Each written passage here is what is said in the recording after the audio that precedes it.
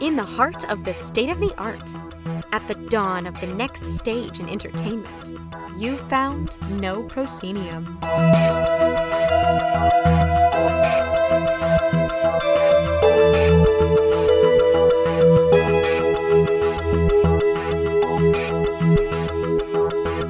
You have indeed found No Proscenium, the voice of everything immersive. I'm your host, Noah Nelson. This week on the show, two great interviews from two entirely different poles of the Immersiverse.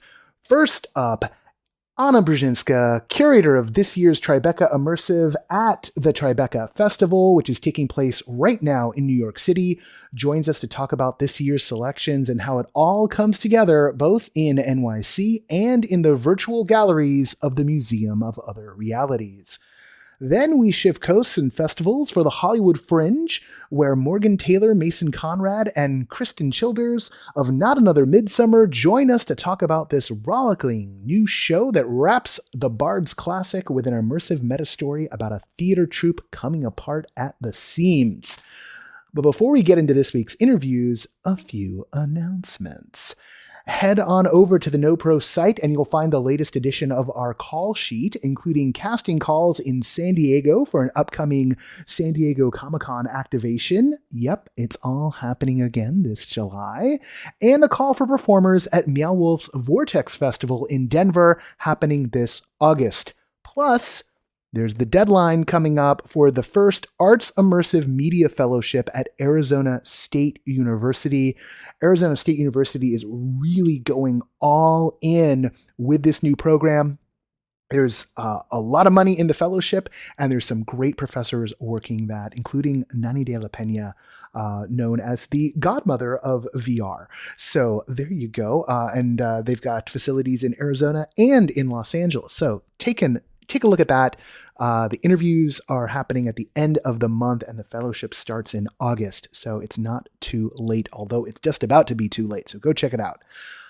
We've also got our first NoPro office hours in some time coming up this Monday, the 13th at 4 p.m. Pacific in the NoPro Discord.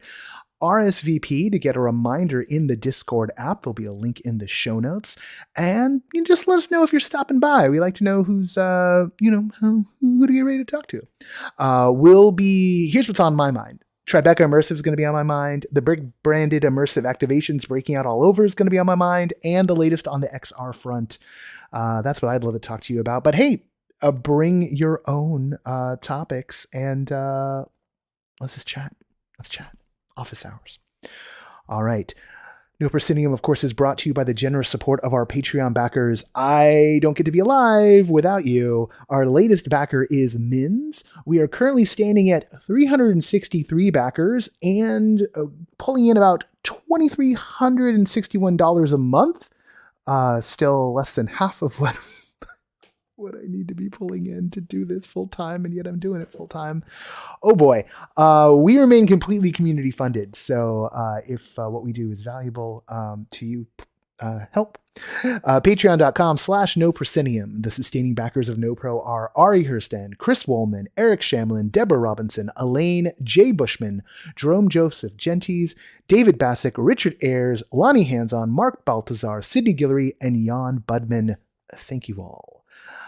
And now, without further ado, let's get into our first interview.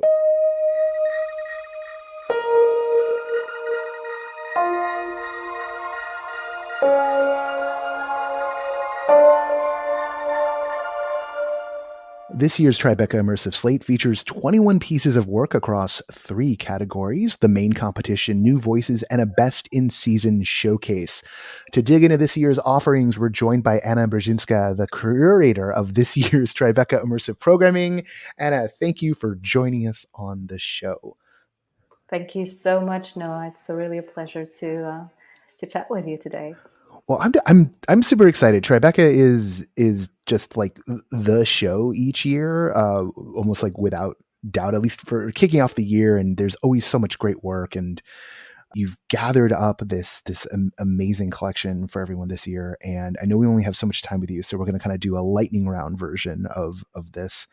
But for starters, where did you start when curating this year's lineup?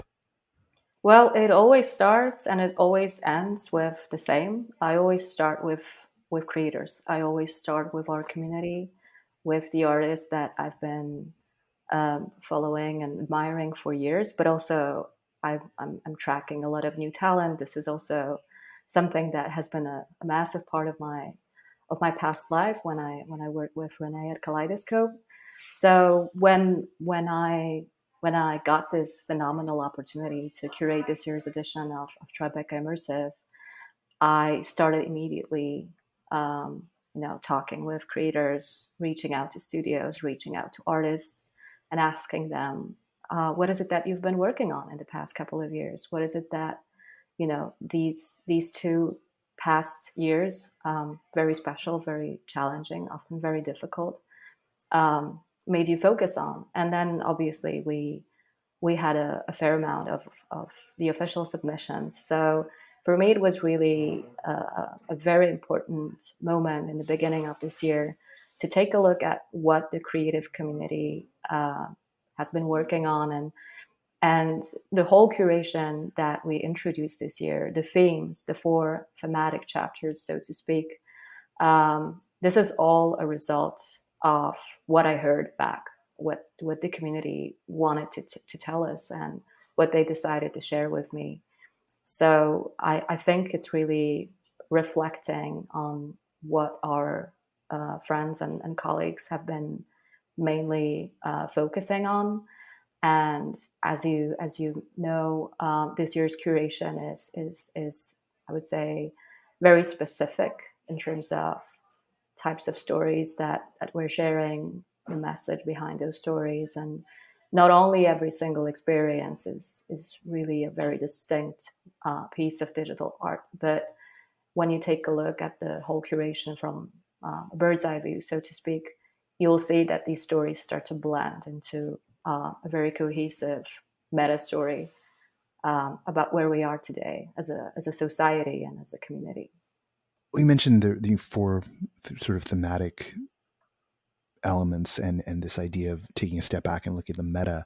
What are the threads people should be pulling on as they're looking at this as a whole?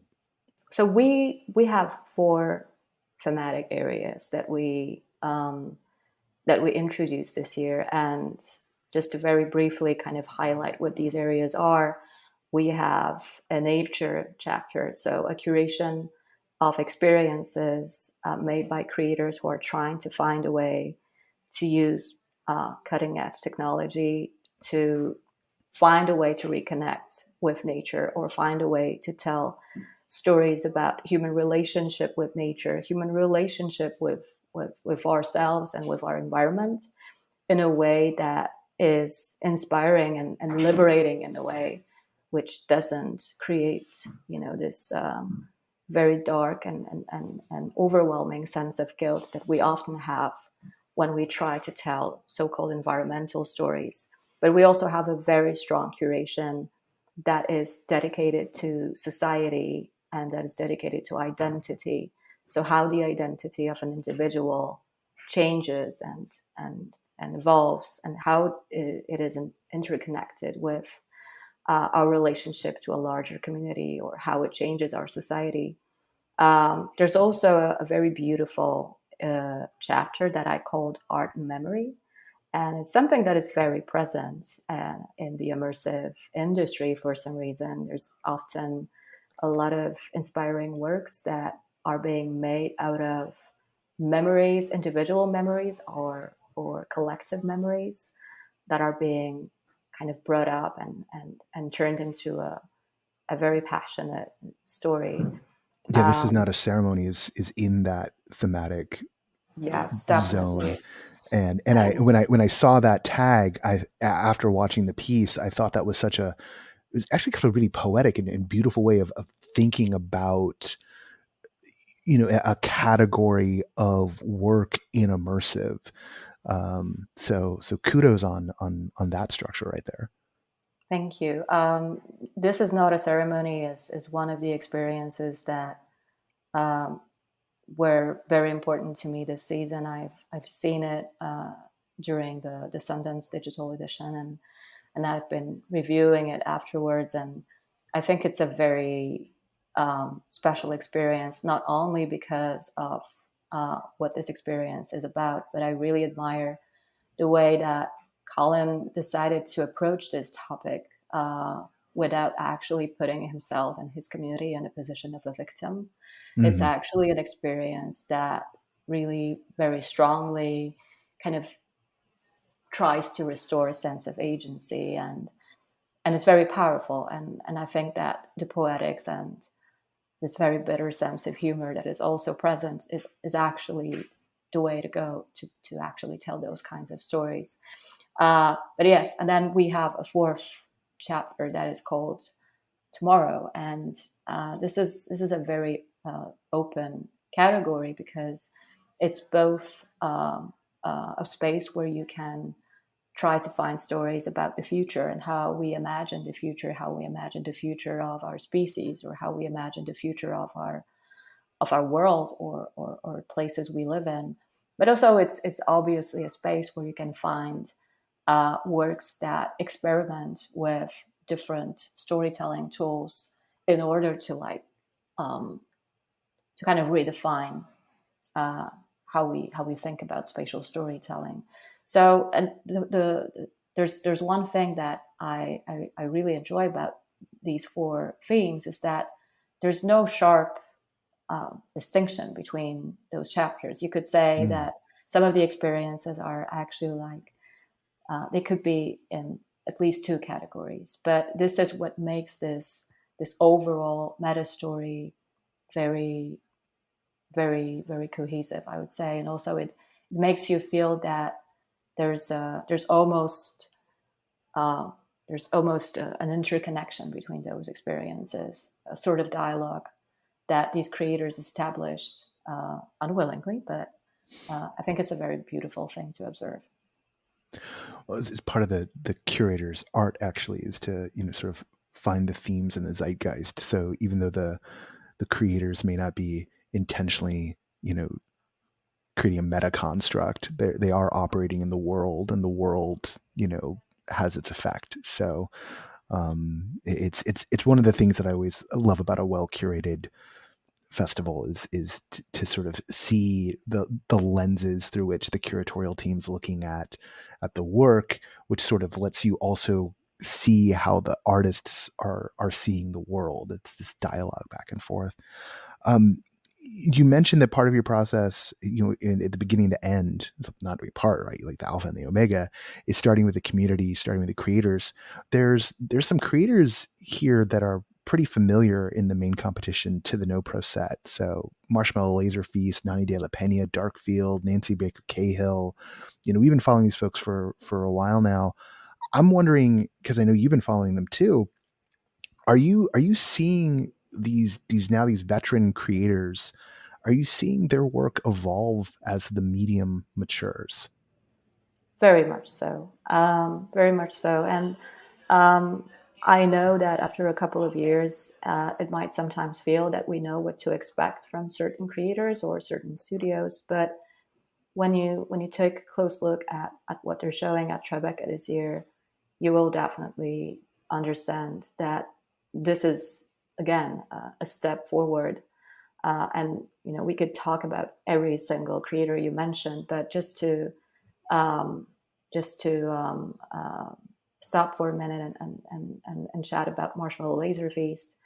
Um, I think this is going to be really an example of a major step forward for them Mm. on many different levels. This is a whole separate conversation. We could write a small book about Evolver, but I think there are two important things that I notice when I look at that experience. One is that I think Marshmallow Laser Feast collected all their experience, all their knowledge, all their wisdom, but also brought partners from very, very different disciplines into that project. in order to create something that is really a kind of example of a Gesamtkunstwerk. So it is a science-based social VR experience that is obviously using, stunning quality imagery. The music score is absolutely fantastic. It's very narrative, and it plays a massive role in how you experience that piece. But it's also an experience that is supposed to grow in time. The version we're showing at Tribeca is relatively small compared to what I know that the team wants to do in the future.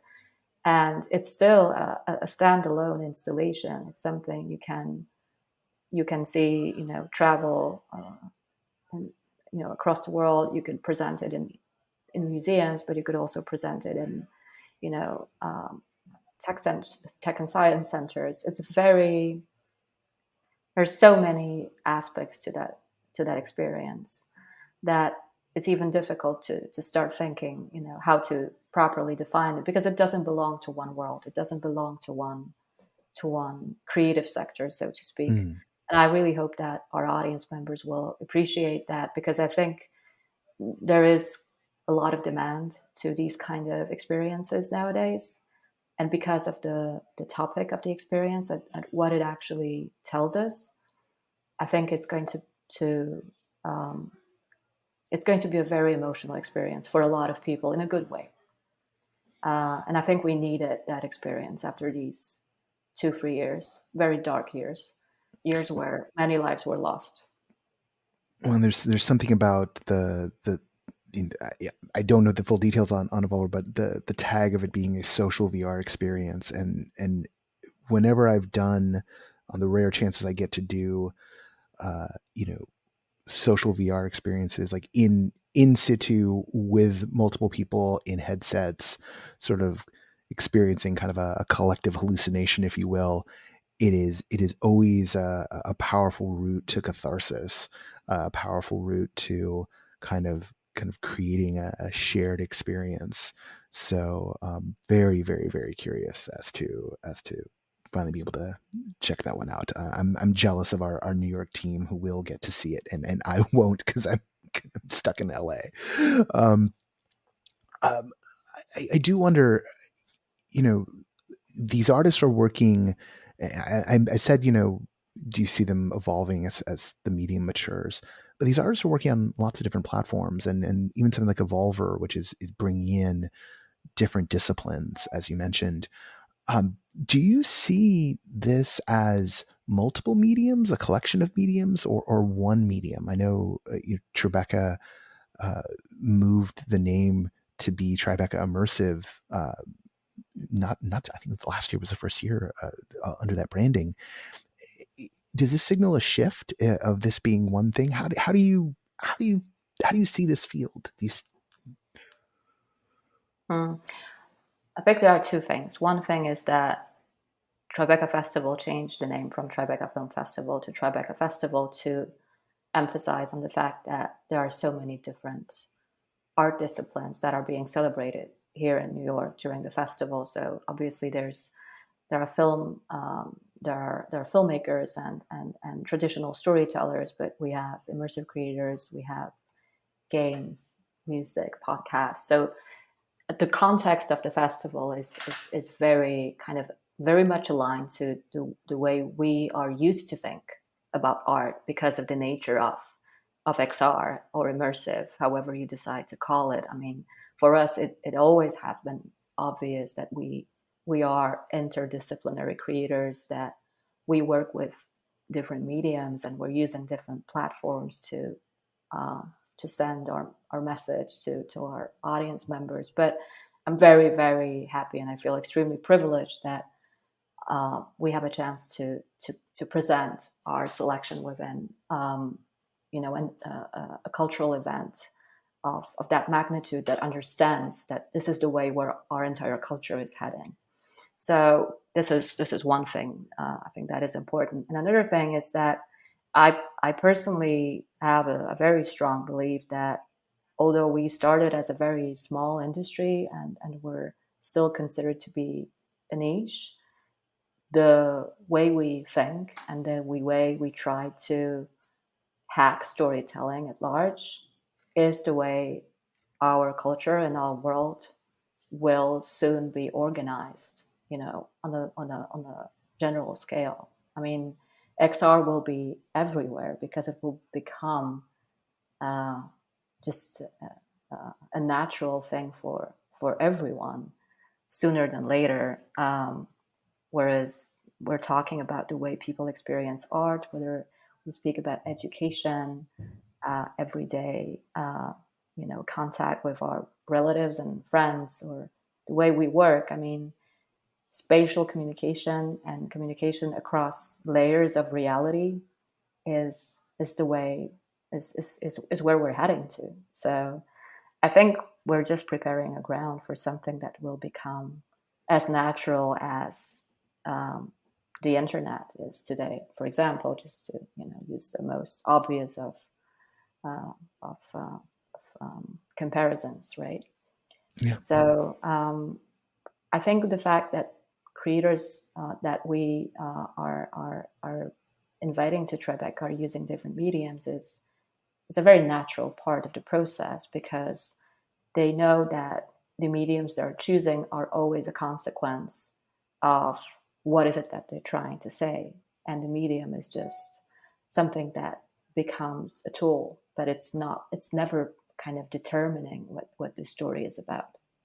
Speaking of artists who using different disciplines and different mediums, one of the folks you have in the new Voices slate is a cat named Edward Madojamu, who and this is I got to meet him because of Kaleidoscope. You mentioned Kaleidoscope a little while ago. It was up, I think, in Vancouver. There was a Kaleidoscope event, and Edward was at it. It might be how you also know him.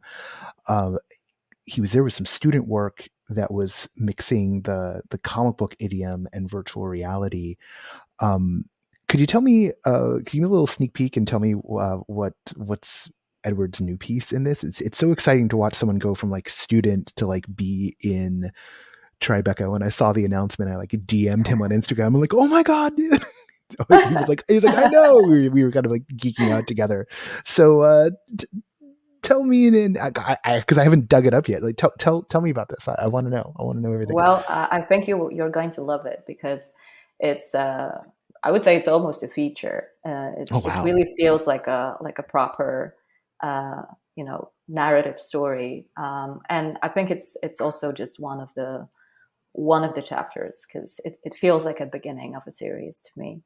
But from what I know is that Edward and his brother Adam, they've been working on a graphic novel, and this is actually how that experience kind of came to life. What I really love about it, and it's so refreshing to see these kinds of experiences, is that it introduces a very simple but very fresh and very smart way of using animation and perspective and motion and color to build a story world that feels, I would say, the form and the story and the visual language are equally important in that experience, but you don't think about it when you watch it. You just go with the flow.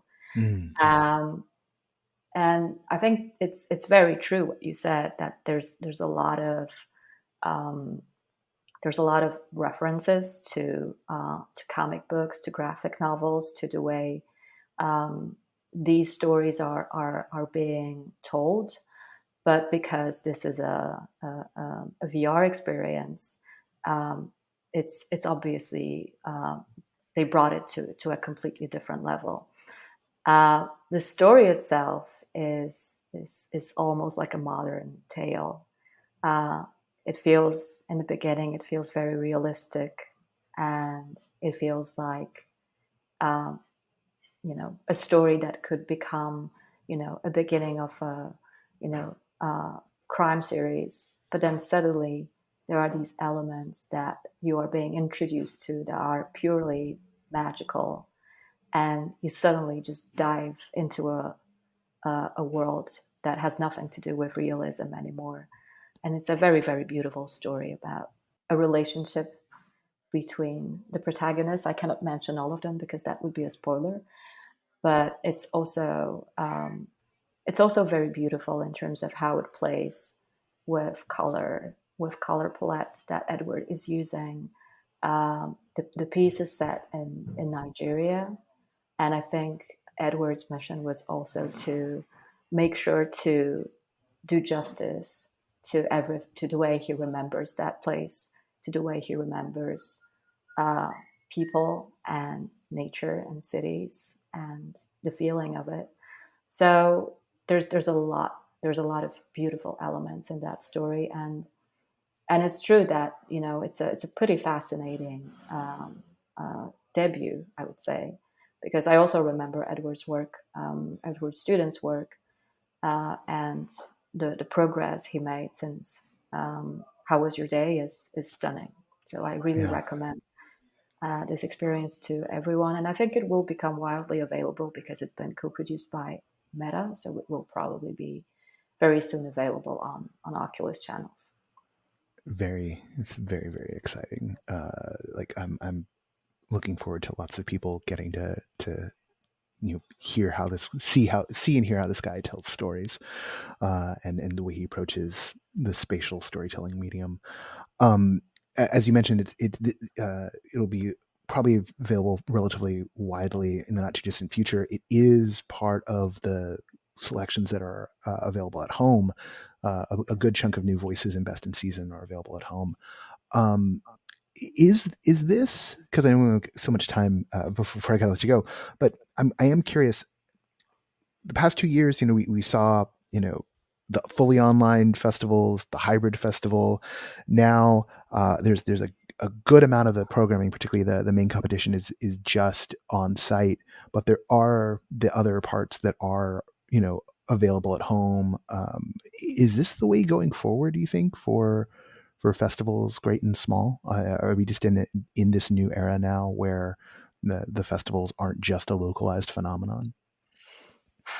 I would like to have the opportunity of sharing, a large part of our selections with international audience members, because I know how difficult and challenging it can be to travel to festivals, and personally, for environmental reasons, I also feel like maybe this is not something that is necessary every time. I feel like during the pandemic, we learn a lot about how we can build a shared online experience, and I want to kind of keep that. I want to use those learnings. But of course, I also see that our industry and everybody in the community uh, start to prioritize in-person experiences. And my my only goal this year was, of course, to create a stunning in-person experience, to build a beautiful exhibition, to make sure that we have a chance to present those experiences the way creators intended them to be available to festival audience members.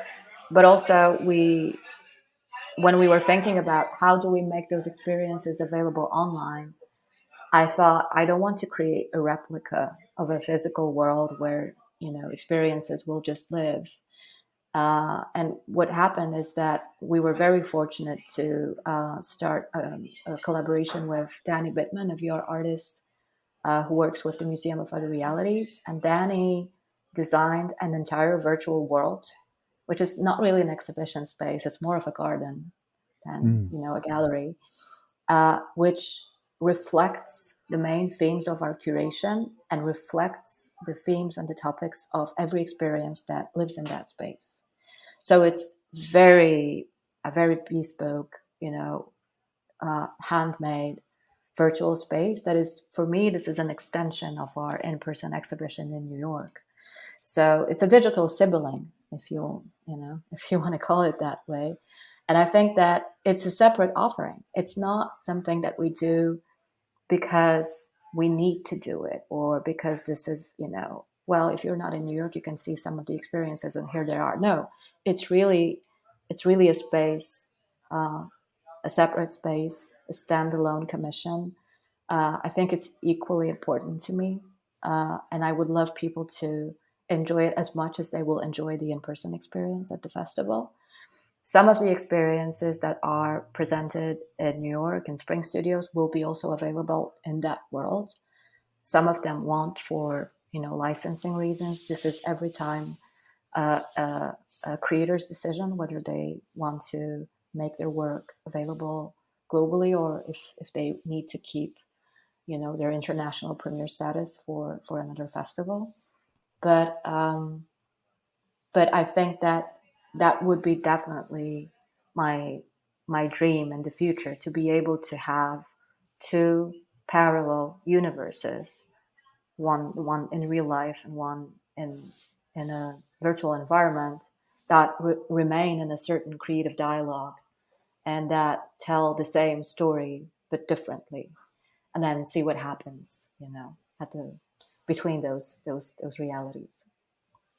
Well, Anna, I want to thank you so much for the time you've given us today, and I'm really looking forward to getting to dive into the virtual version of Tribeca. And as I mentioned, I'm very jealous of my New York squad who will get to experience a few of the pieces, especially Evolver.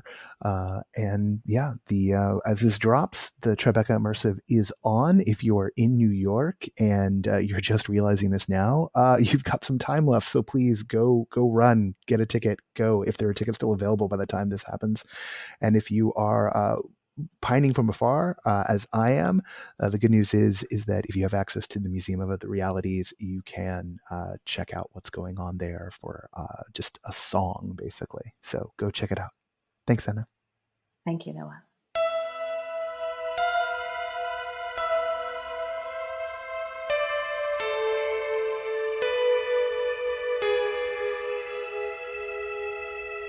Just about every summer, the Hollywood Fringe Festival comes to town here in Los Angeles and brings with it a cavalcade of shows ranging from the why did I see that all the way to the I can't believe this is here at a Fringe Festival.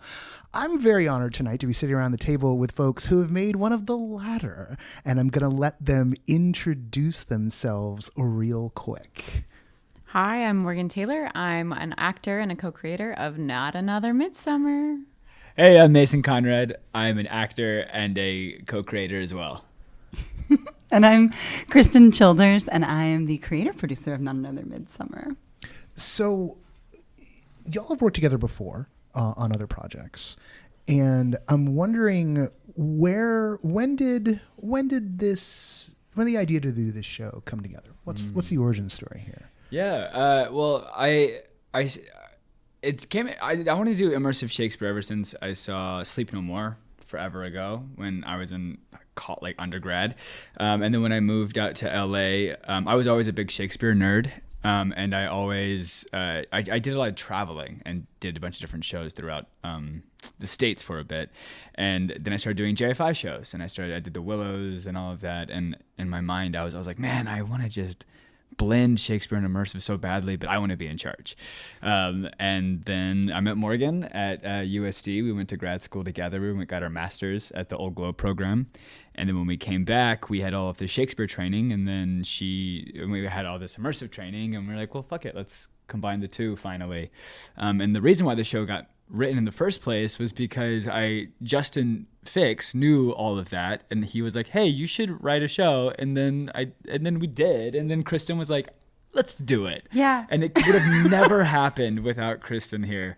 We talked, Morgan and I talk about it all the time. We're like, Kristen's literally the reason why we're doing this, because she saw that potential in it and was willing to stand behind it, which was awesome. Oh my God, you guys. I didn't realize I was going to get emotional at the top of this Welcome conversation. to the top. Tears, baby.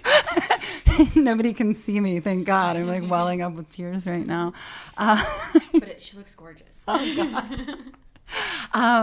Yeah, I mean, Mason knew that I had a love of Shakespeare already. There was another show. I'm not going to say what it is because we probably will do it at some point, maybe. Oh, that's right. We had a whole other idea. We had a whole other idea at one point. That's like way too much money. Yeah, so But expensive. But also Shakespeare and also immersive and seemed like a lot of fun. And we kind of connected over that. And I've known Mason for years before he went away to his graduate program. It sounds like war. And then he came back. Before he went Seriously, away. we were in the trenches. I was wondering where you were for a minute. So. I definitely disappeared from the immersive scene for like 2.5 years, and it was sad. Someone made a Ken Burns documentary about you being gone. So he goes away. He goes away, and he comes back with this like wealth of knowledge, even more talent if that was possible, and this beautiful girlfriend who shares his love of Shakespeare and matches him talent for talent at every turn. And they, they did a show. They did a JFI show together, and in the background had that conversation with Justin. They were writing it, and it somehow our first conversation about Shakespeare was a few years ago. I think a couple of years ago. Yeah. And then all of a sudden, it's like, hey, I wrote this thing. Yeah. Okay. We were cutting more. we were cutting Midsummer for this production During Creep LA, no? during Creep LA, the recent one. What was it called? It was called Creep LA. It was just Creep LA. Yeah, That's but we were in the process of beginning to write the show then. It took us a long time to get Midsummer to the cut we have, which still is no, it's not too long. No, we had fun last night. it's still, we had so much fun last night. It was a good time. We've jumped into the origin. That's my fault before laying down what it is. So how would you describe the show? Because there's elements of immersive in it. There's also a very traditional is not the right word, but we'll get into there's the show within the show. There's the troupe doing Midsummer. But how would you guys describe this and how it relates to the kind of immersive work you've done before? For me, it relates to the immersive work that we've done before because there are a lot of the rules of immersive. I think we've followed them in certain ways, but the best part of the rules of immersive is that they were literally made to be broken, right? It's a little bit like what modern dance was to ballet. That you can come in and create a world and bring people into a story by looking them in the eye. But then what we've done with this is set you up to get to know characters, and then we give you this beautiful piece of classic Shakespeare, with the idea being that because you've gotten to know them for a minute before, there's an immediacy to it and an intimacy that you wouldn't normally find in a traditional proscenium show or even in a theater in the round, which is how we've staged our show. So you've mentioned building a world and inviting them into the show. We're going to toss to you and give you a chance here. What is that world that you guys have built here? A lot of I think we should talk about a little bit of the inspiration of it. Mason and I have gone and watched drunk Shakespeare's before. And part of our favorite, we love seeing Shakespeare in every art form. We love the looseness of watching people just let it rip, and drunk Shakespeare really caters to their audience, which is what I think we think Shakespeare is about. It's about catering to your audience and playing the jokes for these people. But when you get to see, that's actually, given how many Shakespeare companies and festivals and regional Shakespeares there are out there, that's really astute. Because I think of all the different ones I've seen, and each one's got a different, Ashland's different from what you see in the Bay Area, which is different from what might be at Santa Cruz, which is different from down at the Old Globe in San Diego, which is way different from the RSC. Right, definitely. And as getting to know the company, then when you see the show, you get to know the backstory of what these people are dealing with, which is sometimes some of our favorite parts of actually getting to go and see your friends do a show, is knowing the drama that's happening off stage privately between these two people when you're seeing a couple who's fighting at home and then they have to come into work and do a job where they fall in love. I just think that's fascinating to watch, and it's such a treat to get to bring other people who maybe don't get to know actors on and off stage into that world a little bit more. We just love to have that drama. It's so, it adds that extra level, right? Because you go to drunk Shakespeare to watch your friends. You don't go to drunk Shakespeare to watch Shakespeare, because every time you go to drunk Shakespeare, the Shakespeare is chopped and messy and kind of screwy. But you're laughing and drinking because your friends are laughing and drinking. So we thought, how do we make the entire audience our friends? So that's what that immersive pre-show is at the beginning, where you meet everyone. I guess we should just spit out the concept of it. So you walk into this. I don't want to give the whole show away. No, but you walk into the show and you meet the company, the Queen's Fools, and they lost half of their cast in Yermo, California. They're missing half of their set. Everything's totally fucked. But the show must go on, and as you walk around the pre-show and watch everyone set up while the audience is there watching, you're hearing all of the drama happening between the actors and hearing so-and-so loves so-and-so and this person's doing that. And so then once you finally see the show, every audience member has their own secrets about the cast, that as they watch, the lovers brawl, they're like, everyone's seeing it in a different light suddenly, because I know this person likes that person and this person slept with that person, and oh my God. And they've all heard different things. They've all heard different parts of that from different characters, because every character has a perspective on what's happening behind the scenes. And so depending on me as audience member, which character I spoke to, I'm going to have a different take on what I'm viewing, which I think is really fun, right? And we've talked about this a lot. Like Midsummer is already, there's a play within a play. There's a meta nature to it. And this adds like an additional layer of that, which is so much fun. It's just so much fun to play with. And we've had such a good time talking to the actors about, like, who are you? Because when you're on the stage in the Shakespeare, it's not like all of a sudden, oh, you were Theo and now you're Mason again doing this. No, you are Mason playing Theo, playing this other character, right? Playing Bottom, and that's playing Pyramus. Right? There's 4 levels of meta. Like 4 levels of meta. Which is, I mean, look, and we're like theater nerds, right? We're theater, and more than that, we're theater lovers. And somebody said this to me last night, and I'm going to paraphrase it and maybe even badly, but I felt like he hit the nail on the head, and I was like, yes, if this is what people are taking away, this is exactly what we were trying to do. He was like, this felt like a really fun, raucous love letter to the process of making theater. Yes. And that resonated for me. I think it resonates for all of us as creators on this show, that's what we were attempting to do, was really not just make you fall in love with the Shakespeare, which I think a lot of people have said to us, it's the most fun they've ever had at Shakespeare. Someone actually said, this is the first time I've ever been able to like palate or stomach Shakespeare, which I think is, and that's okay, right? It's okay to have come in with a love for immersive and a disdain for the bard. That's fine. Yeah. But to be walking away without that at the end, like, amazing. Well, you guys brought up Drunk Shakespeare and some of these other structures, but it did strike me. I was really struck by how good the play within the play is. That how, like, I've done cut down versions of Midsummer with like junior high kids and high schoolers, right? Like I've directed those shows, right? And endured that, and like, and so I could see the cuts, and like Midsummer collapses in itself in like some really efficient and beautiful ways. Like you can get that story down. And even while you're still preserving the play within the play, right? Pyramus and Thisbe, right? Like, and so you've got turtles all the way down, plays within plays within plays within plays. But instead of just like making a total gag of it, like you go for it. Yeah. Like you absolutely go for Midsummer. And it was so clear. Like that was one of the things I was really impressed by, was like every actor, who wasn't just dragged up from the audience, some poor unsuspecting soul, like not only like knew the character they were playing inside the company, but they knew those lines. They knew how to articulate it. Some of my professors back in college were like obsessed with narrative clarity, obsessed with the actors being able to be really clear and precise.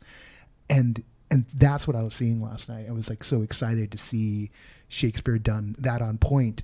And then at any moment could break down. At any moment, if you were looking just off to the side, you saw the players playing and setting up and getting ready to go on, and all the little things going in. So how do you rehearse a piece like that? How do you, could you do this without like this company of actors you've been playing with for years now, with all these different folks? Well, that's interesting because we really. We had auditions. We could have easily cast this show right away off the top of our head with who we thought would play what. But we wanted to hear a lot of Shakespearean actors audition and like see if maybe they could do the immersive stuff and vice versa. And at the end of the day, because the show is so wild, we chose to go with the immersive actors that we create stuff with all the time. Because one, they're our best friends. 2, we trust them implicitly. And 3, they're just fucking good, especially at immersive. We trust that they'll hold that fort down. So what we did is we focused heavily on rehearsing the Shakespeare, more so than the immersive, because we knew that when push came to shove, everyone's a great improviser. They'll do wonderfully and they'll kill it. But some, like Kylie Thurman, who plays Helena, fuck, I'm tired. She has never done Shakespeare in her life. Can you believe that? That was her first show she's ever done. I actually can't. Unreal. She's so good. She's Unreal. so good. And she was so prepared. Like Yes. she brought it. Like getting to watch Kylie work through the process of putting the show together has been a great joy, I think, for all of us, because she fucking nails it. Well, one of the things that was a joy for me. We love the rest of our cast too. Yeah. Everyone's great. slacking, You're all but amazing.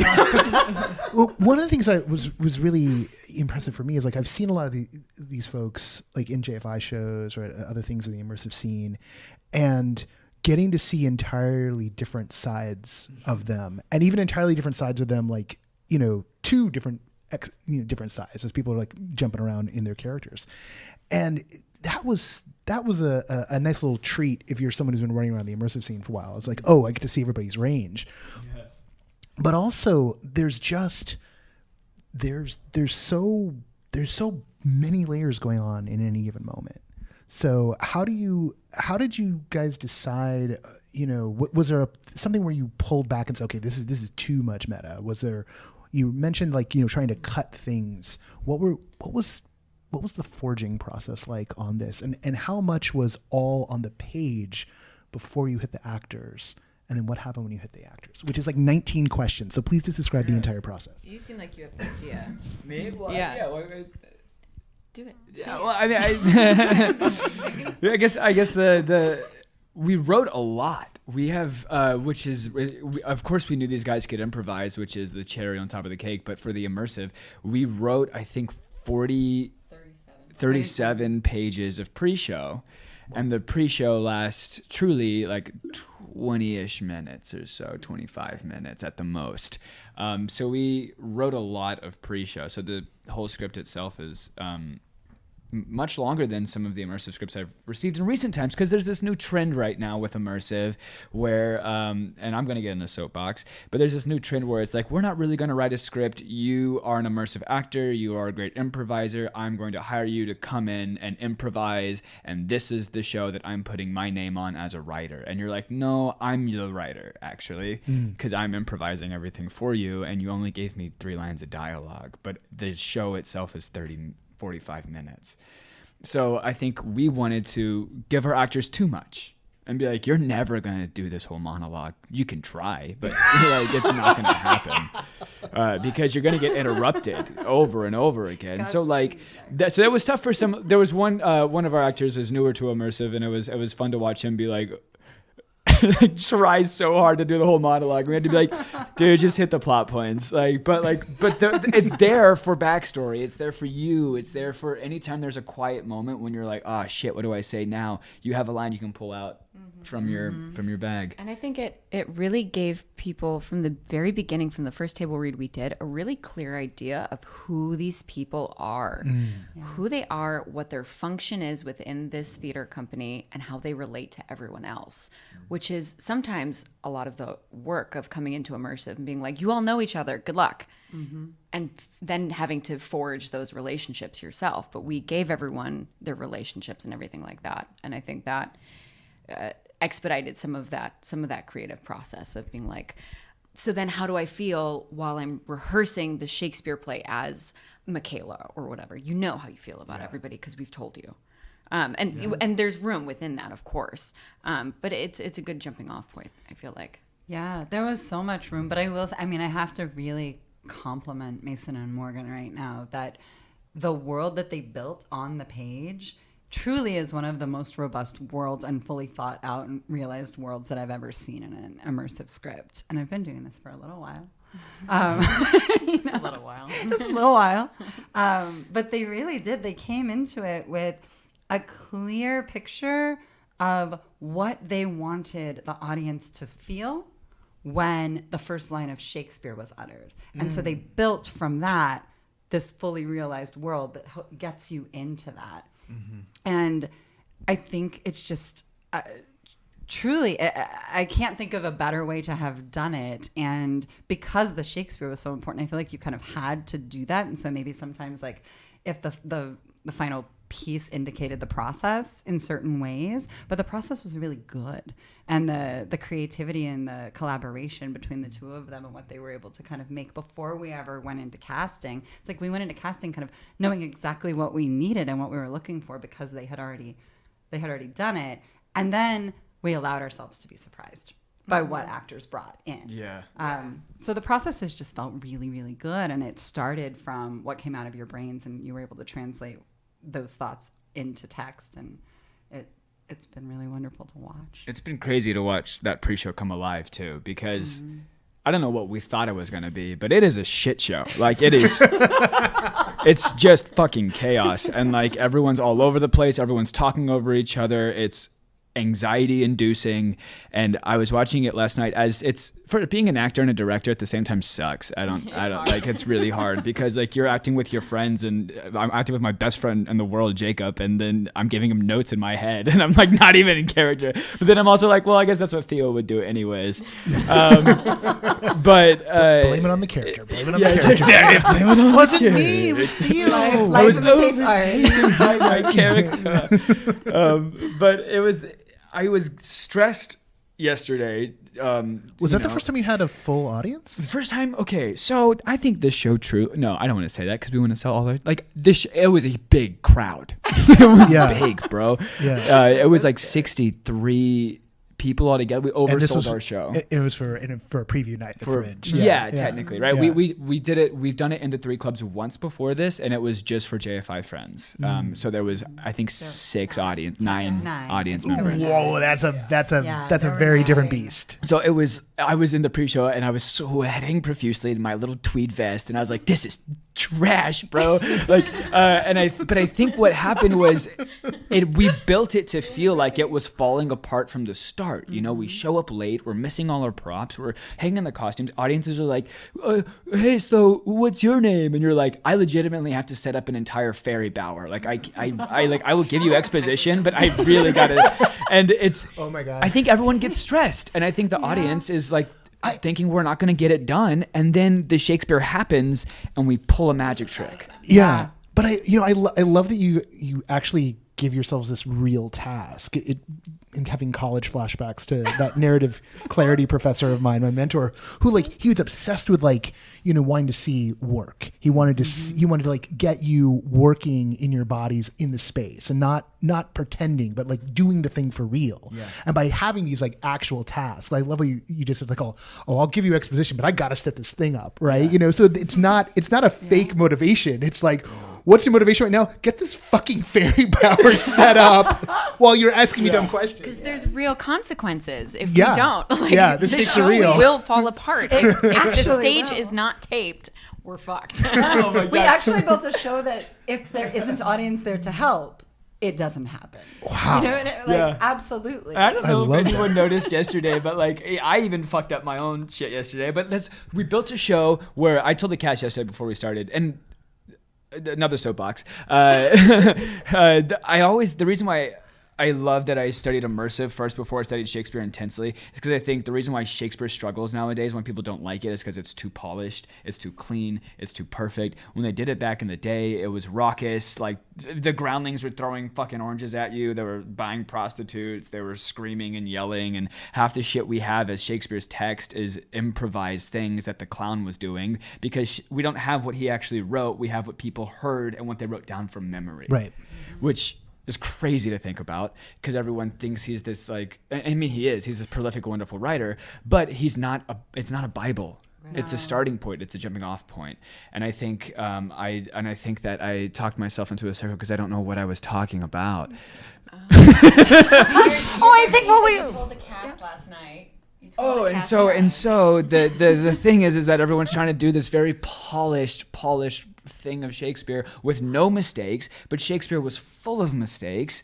It was nothing. It was good because it was messy, and I think that's what immersive taught me. because like every time I've had a huge show breaking mistake come up in an immersive moment, you flip it on its head and it becomes a new moment, and it's magic because you as an actor are actually in the moment. You're no longer a robot because you're like, oh, I have to actually problem solve and do this and that, and then the audience recognizes that. Well, and the audience has no it's no stakes for them if they decide just like fuck with it or run off with it, right? So like there's this like, it's in some ways it's like always performing for like a toddler. Like they could lose their attention, they could run off, they could like knock things drunk over. Toddlers sometimes. And so you've got to be on this like knife's edge the entire time, but then like it's basically it's always a rehearsal.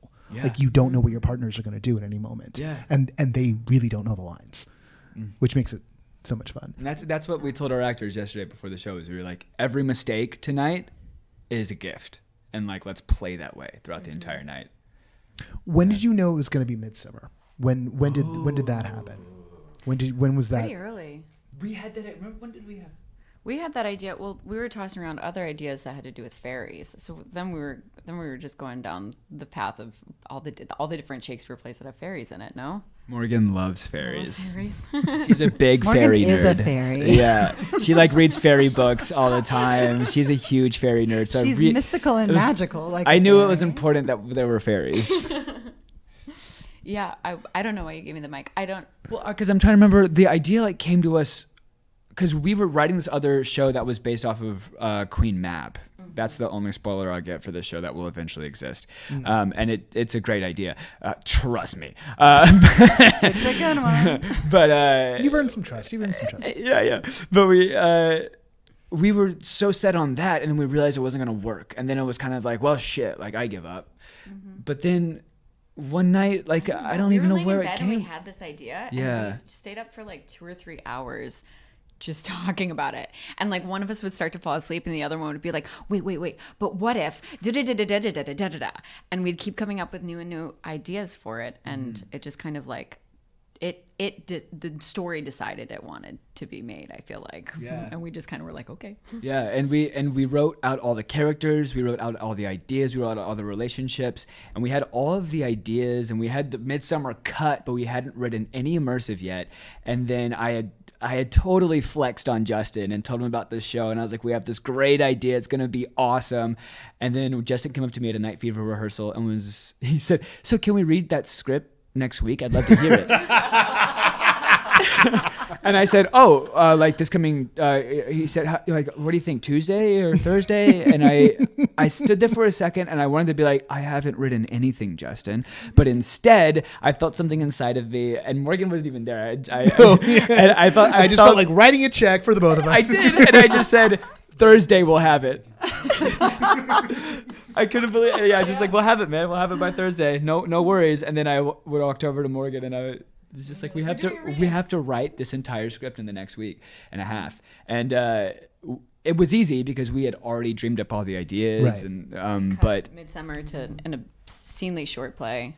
that was the hardest part, honestly, was cutting Midsummer to reading Midsummer. It sat at 45 minutes. Playing it in the space, it goes about an hour, but reading it was sat at 45 minutes, which is a crazy short Midsummer cut. Yeah. Midsummer can take it though. Like that's always the thing about that show I find weird and kind of resilient, is that it almost feels like a show that itself was like not added to over time, but it's like everything in it is additive. You know, like each it's not compartmentalized because it all builds on each other. But like if you lean away from the Theseus Hippolytus stuff, you're okay. If you lean away from the Four Lovers and focus on, Bottom and Quince and crew, you're okay. It's really, Titania, Oberon, and Puck you can't get rid of, and you don't want to get rid of either. Yeah, but you really have to keep all the stuff in there about them fighting over the Indian boy. Yeah. Whatever that is. No, we cut that. What is that? Like, why is that in there? No. Who cares? Like, we never even see him. Yeah. Yeah, there's definitely that feels like some VIP bought, like bonus tickets. Yeah, weird. Yeah. Yeah.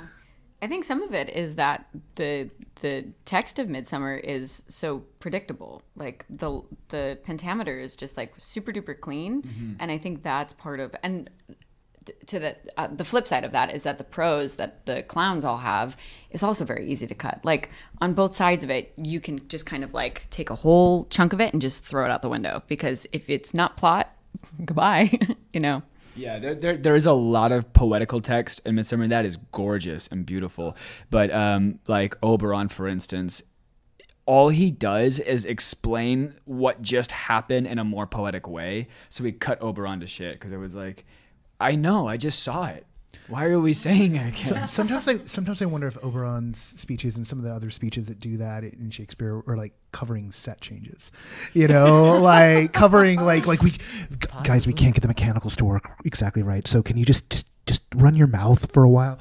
So we had a moment like that with Bryn on last night when we have a really quick transition, and I was like, Melissa, can you just come on stage and like be like, I'm a genius, I'm old, and she did, and she just comes on stage and vamps for like just 30 seconds. Yeah, about maybe a minute, and then we get on stage. Well, and no doubt that's what I feel like Bottom's dream monologue really came from, was that it's covering that there's like 7 or 8 characters that just probably walked off stage as one thing and need to come back on as another. Yeah.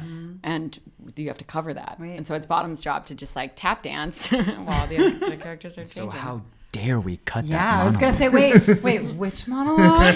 Oh, right, we cut it. Perhaps it's time for me to learn it. I'm going to surprise everyone and just keep doing it one night. And you have to pull me off stage. We just stop. We're like, Actually, that's a fun idea. Now I know it's going to happen. So. Oh, God. So you're here at the Fringe. You've got 6 shows ahead of you as of tonight when we're recording this, and when it'll drop.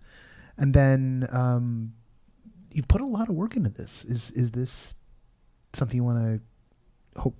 Are you hoping that the Fringe is a trial run for the show, and if in some other format, in some other space? Not that a good Fringe run in and of itself can't be an absolute wondrous thing. I made a little hay at the beginning by saying like, Fringe shows. I have seen a lot of great work at the Fringe over the years at this Fringe, and this is one of those great shows. Thank you.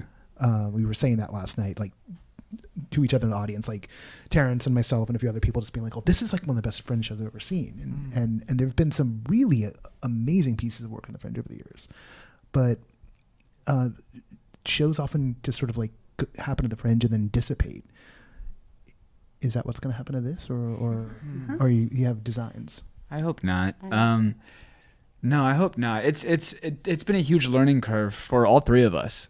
Because Kristen's a producer; she knows what that's like. But like this, not to do it on this small budget and to do it with it was a huge learning curve. And I think there was a lot of I know between Morgan and I, there was a lot of frustration sometimes. Never really at each other though. We were good team players throughout.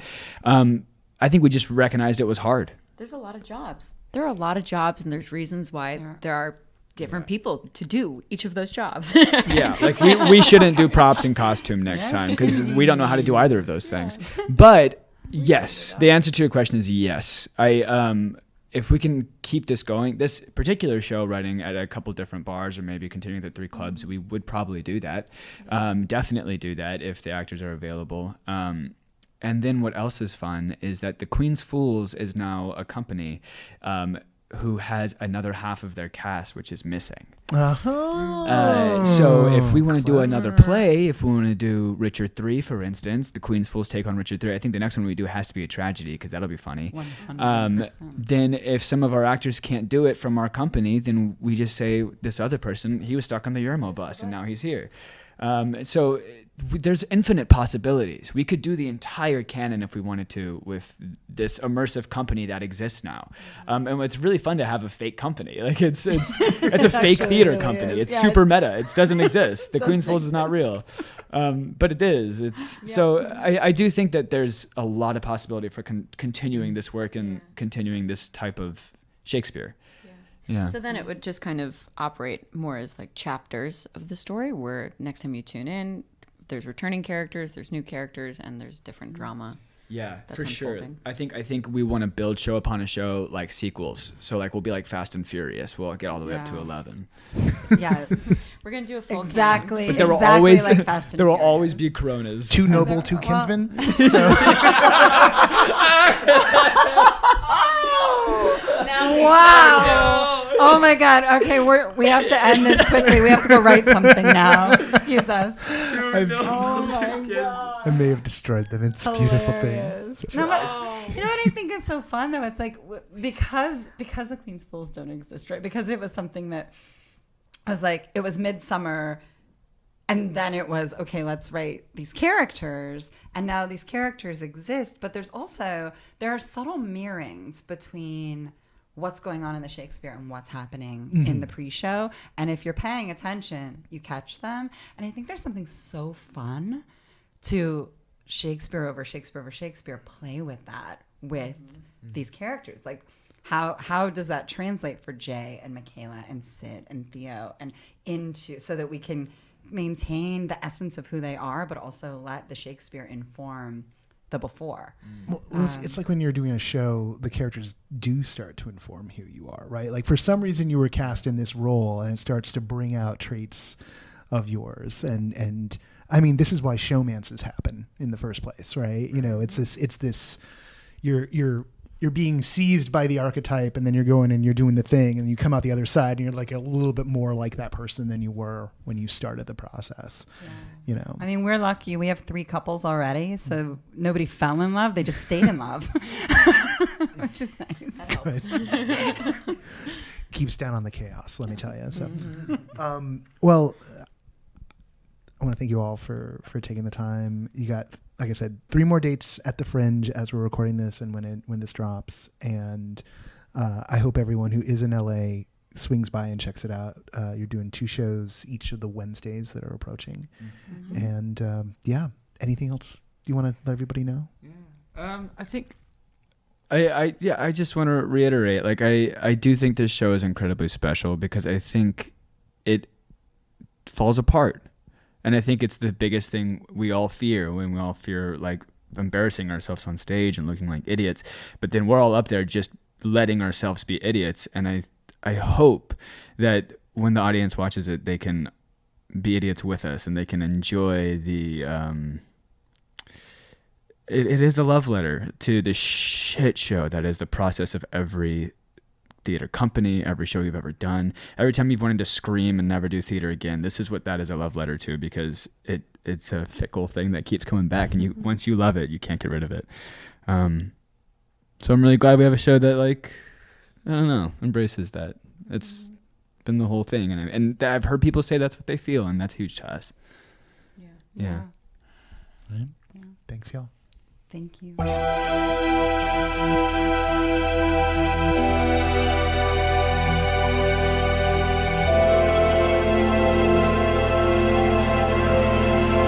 Once again, I want to thank Anna, Morgan, Mason, and Kristen for being our guests on the show this week. We're going to have more from Tribeca Immersive next week, including more podcast interviews, some Q&As on the website, and our reviews will kick off possibly even later today if I don't burn out around 3:00 in the afternoon West Coast time.